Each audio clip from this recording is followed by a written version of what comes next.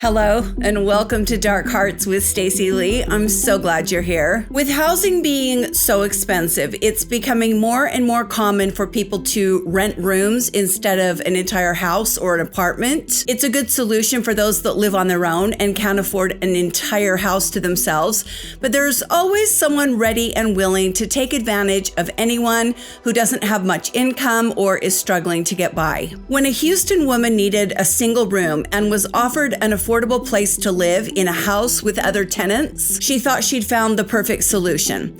Instead, she was pulled into a gory crime story where she was forced to clean up a murder scene without knowing it. This story is going to make you angry. We expect our police officers to do their jobs, and in this case, they did not. They ignored a woman trying to do her civil duty, not once, but many times, and the result is a case that should be studied as to how not to conduct an investigation. This is the story of the house on West Clay Street, the Houston House of Horrors. I want to thank my viewer, Beth K, for sending me this story. I'm your host, Stacy Lee.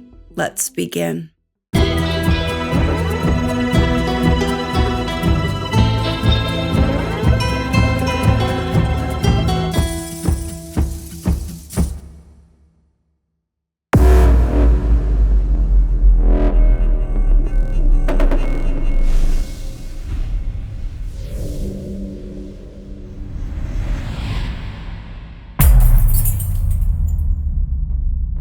Our story begins in the west side of Houston, Texas. 32-year-old Tabatha Pope was in desperate need of a place to live. She had been staying at the Great Value Inn, a $35 a night motel, for the last 9 months with her boyfriend, Will, and he was 47. Tabitha had been actively looking for a permanent place to live for months, and she wasn't having any luck finding something she could afford. Tabitha worked retail and service industry jobs. She'd worked at IHOP and Kohl's, and those jobs used to allow her an affordably priced apartment.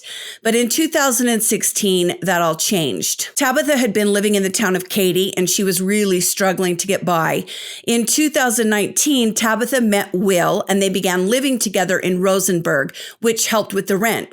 Two incomes help a lot. A few months after they moved in together, Will and Tabitha missed a rent payment, and they were evicted. Will and Tabitha then moved in with a friend of hers from IHOP who was willing to help them out because they had helped him out when he was in a difficult position. Unfortunately, this friend stole Tabitha's car, a 2007 Toyota Corolla, and not only did he steal it, he then sold it. Tabitha called the police and they told her to file a report. They then gave this friend 10 days to return the car, but by the time the 10 days was up, the car was at a scrapyard and was torn apart. So now, without a car to get to work, Tabitha lost her job. She'd also been doing food delivery on the side, and of course, without the car, she couldn't continue to work that job either. And I just want to stop for a moment and say, this is why I have such a hard time with the pull yourself up by your bootstraps mentality. Some people ain't got boots, honey. There are no boots. Yes, of course, some people abuse the systems put in place to assist those who have fallen on hard times, but there are two camps of thought on that. For me personally, I would rather help those that need it, knowing that some people are going to take advantage of the system, than not help those that need it because of the people who are going to take advantage of the system. Rich people game the system all the time. Poor people always get blamed for gaming the system. So no, I do not believe that because some people are unethical, all people should suffer. That's not justice. This motel that Tabitha and Will were living in was in a very dangerous area. Between January 2021 and April of 2022, the police logged an average of 14 crimes a day at the neighborhood of Gulfton, which is where the motel was. 14 crimes a day. There were shootings at the motel. There were people using rooms for sales of illegal items and others using the motel as a party spot. Tabitha and Will really wanted to get out of there, and they began working construction. They did drywall and demolition and laid flooring to get by. They were both making $15 an hour, and during this time, the Houston housing market went up 29%. If you're making $15 an hour, barely getting by, how on earth are you supposed to save first and last month's rent plus security deposit for an apartment? It's impossible. We've rigged the system, so it is literally impossible for people to pull themselves up by their bootstraps. One day, a friend of Tabitha's told her that she knew of a woman who was offering rooms for rent in a multi-level house. Tabitha was given the phone number for a man named Michael Brown who was in charge of renting the rooms, so Tabitha called Michael. She set an appointment time to go and see the house, which was on West Clay Street in the Montrose neighborhood. Remember the Montrose neighborhood of Houston? This is the same neighborhood where the story of the Icebox murders takes place. That remains one of my favorite true crime stories to tell of all time. This is an older area of Houston, and some of the houses are run down, but not all of them. And even though it's an old neighborhood, it's considered more safe than some of the surrounding areas. Tabitha went to view the home. It was gray and beige brick on the first floor and siding on the top. The backyard was overgrown with dead grass and bushes, and there was a lot of trash strewn about. There was also a broken hot tub sitting uncovered on the ground floor patio, but the upper floors had little balconies, and the house was livable. Tabitha met Michael Brown, and he introduced her to his girlfriend, 41-year-old Pamela Merritt. Pamela is tall, standing at 5'11", and she's thin. Tabitha and Pamela bonded right away because they looked similar. Both women had brown hair that they dyed bright purple, and they were both wearing ripped jeans, tank tops, and combat boots. The women felt comfortable, and Michael and Pamela invited Tabitha into their own living room to talk. There, Pamela told Tabitha that she knew the place needed work, but in order to help her out, she would give Tabitha and Will some free rent if they agreed to help fix the place up. Pamela and Michael knew that Tabitha and Will had been working construction jobs and they had experience with handiwork. Pamela also told Tabitha that there had been a break-in at the house, and that's why some of the rooms were damaged. Pamela even agreed to waive the security deposit, which would make it possible for Tabitha and Will to move in. There were 4 apartments in the house. Tabitha and Will's apartment, the one they were going to move into, was already furnished. So that was a big plus as they had no furniture. The only people living in the 4-room house at the time were Michael and Pamela. So the other rooms would be empty for Tabitha and Will to work in. Pamela then offered to do Tabitha's hair because she said she was studying a cosmetology class and needed a model for an assignment. And this is when Tabitha gets her first warning sign. As Pamela is doing Tabitha's hair, she's kind of pulling on her hair roughly, and then she gets angry and accuses Tabitha of sleeping with Michael. Tabitha is so taken aback, but she tries to stay calm.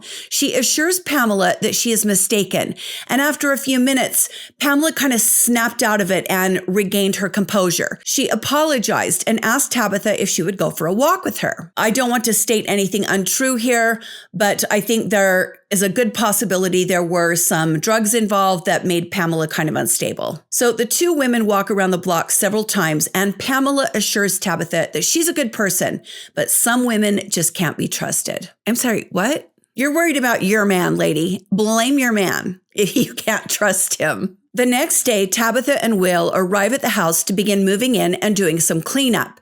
Pamela tells them that she and Michael are going to be gone for a few days, but she doesn't say where they're going. Then Pamela tells Tabitha that she isn't the actual owner of the house.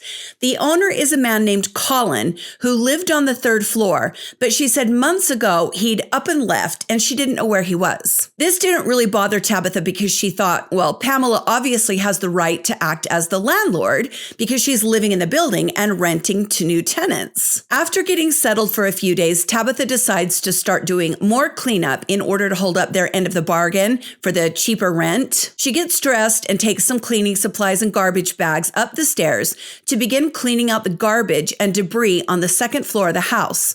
She opened the door to the 2nd floor apartment and found an absolute disaster zone. There was trash and clothes and household items all over the floor, broken coffee pots, old radios, backpacks. The place was a mess.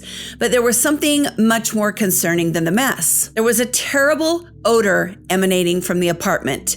Tabitha would later say it smelled just like death. Tabitha opened all the windows in the apartment to try and get rid of the smell, but after an hour of cleaning, the smell was still there.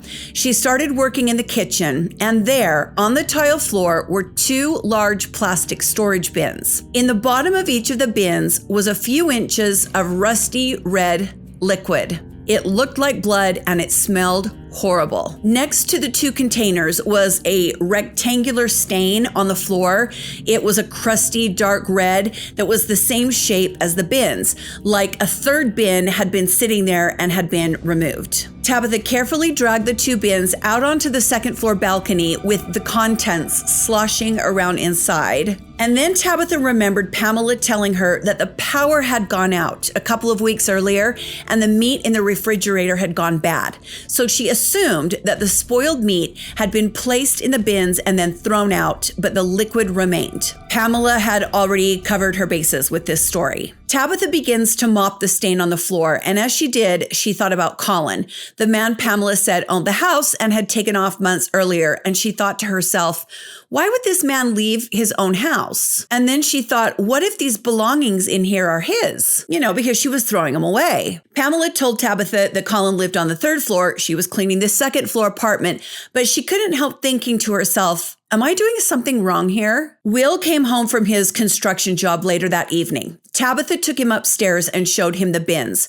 Will was dismissive and told Tabitha that it was probably the meat. It wasn't their business. Don't get involved because if they did, they would lose their home. And you have to remember, these are 2 people who are on the verge. They are really living on the verge of homelessness, the verge of losing their jobs, the verge of going hungry. The week passed and Tabitha continued working to clean up the apartment. Pamela and Michael then came back from wherever they had been, and Tabitha just felt she had to ask some questions. She asked Pamela, so y'all just don't know what happened to Colin? Have you heard anything? And then Pamela looks at Tabitha very matter-of-factly and says, Colin didn't abandon the house. He's actually dead. Tabitha said her heart skipped a beat. Pamela then said to her, Colin got some sort of infection on his abdomen from falling on a spike. She then told Tabitha that she had taken Colin to the hospital and then he died. Tabitha was stunned. Falling on a spike? An infected wound? That seemed like a very strange story. Tabitha went back to her apartment and told Will what she had been informed of. She and Will had already paid their rent for the upcoming month and they had just dollars in their bank account. They had nowhere to go. Pamela would later say, I don't know if people believe in the supernatural, but there was something compelling me to stay in the apartment. In October of 2021, Tabitha went up to Colin's apartment on the 3rd floor for the first time. She didn't feel like she could trust the information Pamela was giving her. Tabitha opened the door to Colin's apartment and found exactly what she had found on the 2nd floor. The place was trashed, but this time there was no smell. Tabitha began going through the dresser drawers and filing cabinets looking for any clues as to whether or not something bad was going on here. She found notes from doctor's offices, and that's when she learned that Colin's last name was Kurdachi. He was born in 1942. Colin had multiple doctor visits, but none of the notes indicated anything about a wound on the abdomen or an infection. On the floor of the apartment, Tabitha found a book of photos with some genealogy notes. She also found Colin's driver's license and his credit card in the pocket of a sweater hanging in the closet. She stuffed those things into her pocket. Tabitha then found a receipt from Home Depot dated February of 2021. Colin had purchased 2 space heaters because Houston had a very bad freeze that winter and the heaters in the building did not work. In the mess, Tabitha found a handwritten note demanding rent from a tenant. Colin had written to one of his tenants saying, you have to pay the rent today. Tabitha took out her phone and took a photo of that note. In the bedroom was a metal bed frame covered in clothes. Tabitha then saw a small door, something you would see covering like an attic access. She pressed on the door and it opened. Inside the small room was another storage bin. In the bin was the same rusty red fluid she'd found on the 2nd floor. Why would someone take a bin with rotted meat in it and stick it in the crawl space? Tabitha walked over to the bed in the room and crouched down by the side of it. She pushed the clothes on the mattress aside, and there she saw a deep red stain stretching 4 feet across the mattress. Above it on the wall was blood spatter. She followed the trail of blood spatter from the bedroom to the bathroom, and she saw there was more blood spattered around the bathtub. She gathered all of the medical records, the credit card, the driver's license, and the receipts, and she left the apartment. She went back to her apartment and put everything she had taken in a 3-ring binder, and then she uploaded the photos she'd taken on her phone to her computer. Tabitha then called 911 and reported what she had found. As Tabitha waited for the police to arrive, she opened the mailbox out front of the house for the third-floor apartment. Inside the mailbox was a kitchen knife covered in dried blood. She didn't touch anything. She closed the mailbox and continued to wait for the police. And what happens next is unbelievable. Two cops, Adam Ansira and Ian Birch from the Houston Police Department, arrived at the house. Immediately, Tabitha felt the police were not going to take her seriously. They looked her up and down. They saw the purple hair, the worn-out combat boots, which Tabitha had found in a dumpster, and she just knew. Tabitha told the police about the blood-filled plastic bins, the blood on the walls, and the police stood and listened, answering only with nods and short responses. Adam Ansira asked Tabitha if she knew that she had an outstanding warrant for failure to appear in traffic courts. Tabitha said yes, she was aware of that. She'd been pulled over while driving a friend's unregistered car. The officer said to Tabitha, well, you need to get that taken care of. Tabitha led the cops to the third-floor apartment and showed them the large stain on the mattress and the blood spatter on the walls. And Adam Ansira then said, I'm going to call homicide and see if it's worth them coming out. I'm sorry, what? I beg your finest pardon. Adam made his phone call and Tabitha was mortified when the cop looked at her and said, sorry, there's nothing we can do. There's no body, so there's no crime. What? This isn't 1984. This happened a couple of years ago. There's a huge blood stain on a mattress, bins full of blood, a missing homeowner, and there's nothing you can do? She said, I've taken all these photos. Here's his driver's license right here. And oh, there's something else. She leads them to the mailbox containing a bloody knife. And you know what the officer said? Nothing. I'm telling you, there could possibly be a murder weapon in here and you don't want to take it? Adam Arnica said, there's nothing we can do. Later on, the article of the article I got all this information from, which is called The House on West Clay Street, published in Curbed and written by Ian Frisch. This reporter called the Houston Police Department. The response he got was, of course, no comment. But the officer Ian Frisch spoke with did say, I don't understand why the officers would dismiss the potential evidence or why the homicide unit would refuse to investigate the scene. You think? Because, yeah, that's what we're all wondering. These two cops leave and Tabitha carefully removes the bloody knife from the mailbox and puts it in a plastic bag. She then locked it in a small safe hidden in her closet. So, no big deal. We're just not doing our jobs at all. And we're leaving it up to citizens to investigate an obvious crime scene. Nothing to see here, folks. Move along. Tabitha then went back to the third-floor apartment, pushed the bin back inside the crawl space, and screwed the door shut. Then she starts to think, and she's panicking. She talks about the fact that she and Pamela look a lot alike, and then she remembers, why did Pamela want to do my hair? And she starts to think about how rough Pamela was, almost pulling and tearing at her hair several times. Tabitha wonders, did she intentionally pull some of my hair out to plant it somewhere? And now she's touched that knife that was in the mailbox. She's cleaned up a crime scene. I can completely understand why Tabitha was in a panic. And let's just keep it real because that's what we do here. This is a low-income person struggling to get by. She has no resources, no attorney on speed dial. These are the people that are often wrongly accused. A few days go by, and Tabitha continues to clean trash out of the two apartments as she has promised to do. One day when she was on the third floor, Tabitha heard a door close in the building, and then she heard footsteps in the hallway. And they were coming from her apartment, and Will was not home. So she raced downstairs and into her apartment. There was no one there, but her closet door was wide open when she knew she had left it closed. And then she saw this. A piece of white printer paper sitting on a shelf on top of some clothes. In the corner of the paper, someone had written, "Great job, friend. Sorry for killing."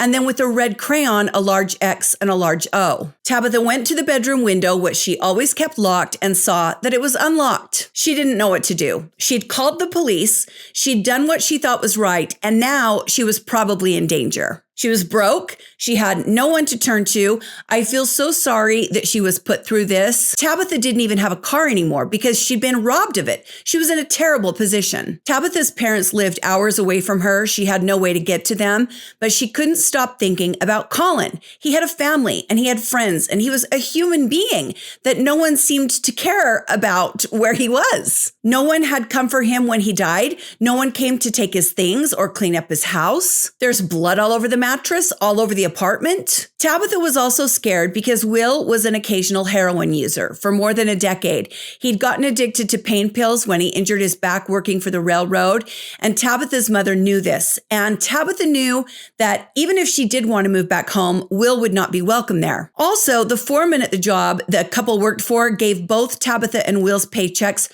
to Will. He held the money. Tabitha knew he spent some of it on drugs, but he also took good care of her. When they had money, he cooked for her. And when the food was gone, Will always found a way to find some. He ran baths for Tabitha. He was kind to her, and he was all she had. Tabitha knew she was all Will had. Pamela and Michael then moved into the second floor apartment in November of 2021. They had been on the first floor, apparently. Pamela had always been a bit off, but now she was deeply unstable. Michael told Tabitha that Pamela got mad at him and superglued the gear shift in his car so he couldn't drive. One day, as Pamela and Tabitha were standing outside, a woman walked by and said hi to Pamela, and Pamela just casually said to Tabitha, "Oh, that's my daughter," and continued with their conversation. With COVID spreading, the construction jobs shut down, and Tabitha was now at home most of the time.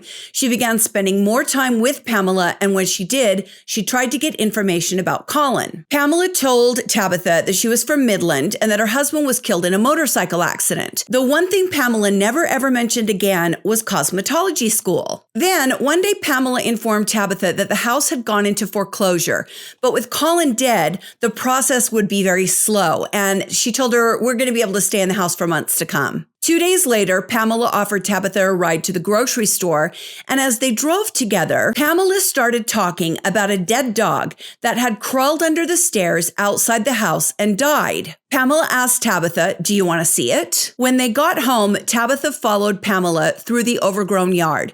They went under the stairs, and Pamela pointed to bones in the dirt and said, "There it is." And then she just turned and walked away. Tabitha stood frozen. This was not a dead dog. There were bones, but they were human. Tabitha could clearly see a full torso lying on its side with the vertebrae exposed through the rotting flesh. There were bits of a blue sweater clinging to the corpse. It is the House of Horrors. With Pamela gone, Tabitha pulled out her phone and snapped photos. Her hands were shaking, but she managed to get some clear images. She went back to her apartment and waited for Will to come home. As she did, she texted the photos of the body to two of her friends, who both replied, "Call the effing cops." Tabitha was scared of Pamela, so she came up with a plan. She would call animal control and tell them to come and get the dead dog. Then they would show up and see that it was a human body. Tabitha makes the call. She was told that Animal Services does not deal with animal remains on private property. So Tabitha then went to Michael Brown and showed him the photos. He threw his hands up in the air and said, "Looks like a dead dog to me." Tabitha said, "Well, if it's not and we don't call the cops, we'll be in trouble." And Michael agreed and said, "Okay, call the cops." Tabitha goes back to her apartment, and Will got home a little bit later. She took him to see the bones, and he said, "There's no doubt that is a human body." Tabitha didn't want to call the police again because Pamela was home. The walls are really thin. There's missing drywall between the studs. She knew she could hear her talking on the phone. The police station was a 30-minute walk away. So Tabitha walked to the police station. This is just absolutely unbelievable. When she got there, the officer waved her away, telling her that she had to report the crime by phone. Am I in the Twilight Zone? What is happening right now? I don't know why Tabitha didn't walk outside and use her phone to call it in. I can't answer that. She walked back home and Pamela was still there. By 1 a.m, Tabitha was a mess. She didn't sleep that night, and by morning she was frazzled. She dialed the non-emergency number for the police and waited on hold for an hour. She finally hangs up. Then she dials back. She's put on another hold. By noon, Tabitha is in a panic. Then she sees a police car drive by. She stepped quietly outside the house and began to run after the cop car. She caught up with the officer and he rolled his window down, and Tabitha tells him, "I think there's a dead body in my backyard." And do you know what this cop said? This is just shameful. "You need to call it in." She said, "I did. I was put on hold for 2 hours. He said, we'll call again." You can't just get your ass out of the car and walk over to see what she's talking about. Are you that lazy? Tabitha goes back inside her apartment and she and Will begin to gather their things. She knows she's got to get out of there. Then she called 911. 2 hours later, the cops finally showed up. Tabitha led them to the body and handed over an SD card that she'd been using to store all the photos she'd been taking. Several hours later, the medical examiner arrived and collected the body. Tabitha was put in a cop car where she remained for 4 hours. Pamela was taken to the police station where she repeatedly insisted that the body was a dead dog, as if, people can't tell. Then she told the cops that Colin had faked his own death and moved back to South Africa, which is where he was from. Tabitha was released eventually and she went home. And then she nailed all of the doors shut in her apartment because she was scared of Pamela and Michael. She had nowhere else to go. A couple of weeks go by. Pamela has stopped coming to the house, but Michael is still there. Tabitha then decides she is going to ask Will to leave. She felt very alone in this ordeal and realized that she would never have a stable life with Will. Tabitha had only $20 in her bank account. She started doing odd jobs to buy food. In January of 2022, she was at home one day when there was a knock on the door. She opens the door to find a man named Nathan Kurdachi and his wife Angela at the house. Nathan is Colin's estranged son who had heard from relatives in South Africa that a body had been found at the house. Tabitha told Nathan and Angela everything that had transpired, and they were concerned for her. Pamela and Michael had not been arrested. They were free. And so Tabitha lived in fear every day. She had no money to move and she basically just stayed locked in the house with the doors nailed shut. In March, the power to the house was shut off. Tabitha began using flashlights and charging her phone at a nearby pizza place. Finally, in July, the remains were formally identified as Colin Kurdachi. His cause of death, stabbing to the head, neck, and torso. Pamela remained formally uncharged at this point. 8 months go by, and finally an officer named Ross Watson was assigned to the murder. That is the first time any of the cops come to the house to ask to see the bins full of blood. I am just absolutely...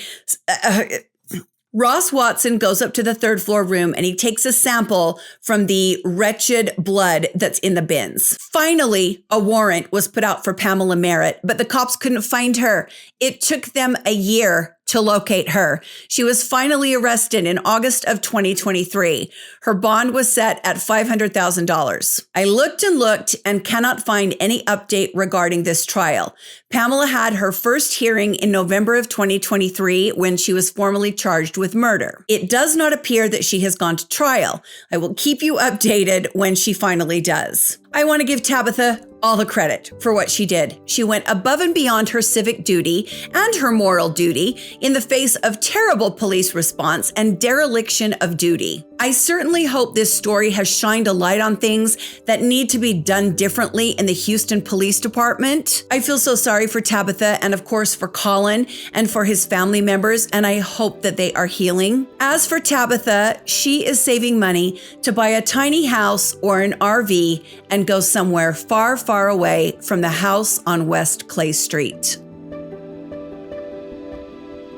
Whew, the minute I read this story from Beth K, again, I knew I had to cover it because I haven't heard a word about it. And if we don't talk about these stories, the police never change their tactics. We have to hold people accountable. I know policing is a difficult job. I do. When somebody goes to 4 or 5 different cops and tells them there's a damn dead body buried in the backyard. Anyway, thank you so much for joining me today on Dark Arts with Stacy Lee. I have a friend that's really into astrology, and she keeps telling me that right now is this major shift for Cancer. And I'm not going to lie, I have found myself really overwhelmed and really ornery the last few days, but also making some really big decisions. So I'm a little on edge right now for sure. I'm sure you never would have known that, as I am always so calm and hide my emotions so well.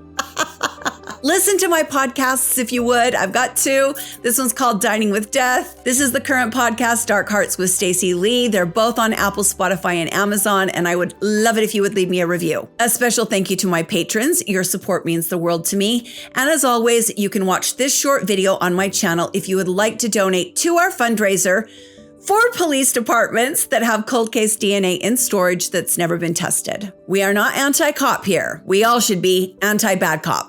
Stay safe, my friends, and be kind to each other. And I will see you next time on Dark Hearts with Stacy Lee. Bye.